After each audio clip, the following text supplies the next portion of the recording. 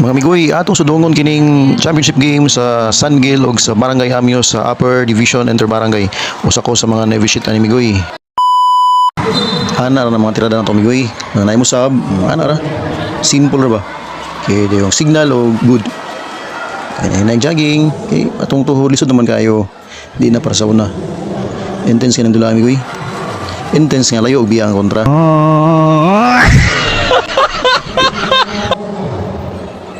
Migoy, gawa sa sideline inbound. Mula sa Barangay Amyo. Pero layo-layo na nigbiya migoy.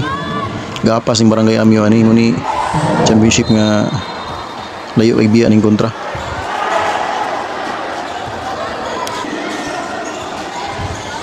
Pachilin ra pachilin. Mga moves nga matik-matik ra ba.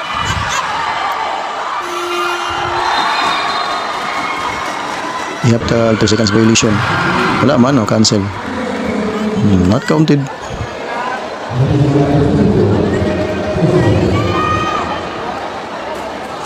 Administrative free throw migoy.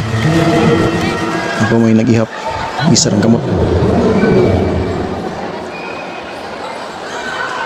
Medyo nawala ang dinulanan ni sa Barangay Amyo. Basta ba yung tandula galing kay ganing panahon na wala ang ilang concentration. Unsa daw nakaingon. Mana ra migoy, got 3% officiating mi ani. Lami ra kanang 3% officiating kay wala ra gyud kapoy. Samot gang naka sa center. Not counted.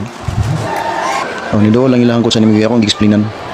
Na siya'y ginagmay nga mga kan ba kanang nalibgan, so akong gi-explainan kung unsay buti pasabot before ang sugod ang dula.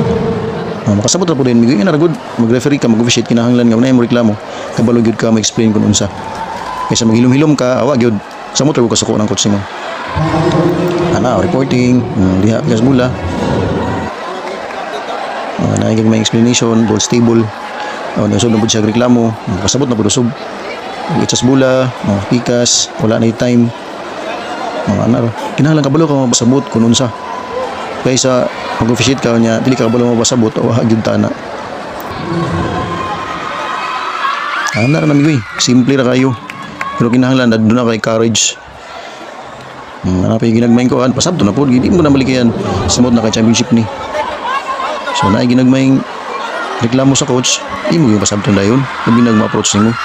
Dili mo biyaan nga walay explanation nga imong gihatag.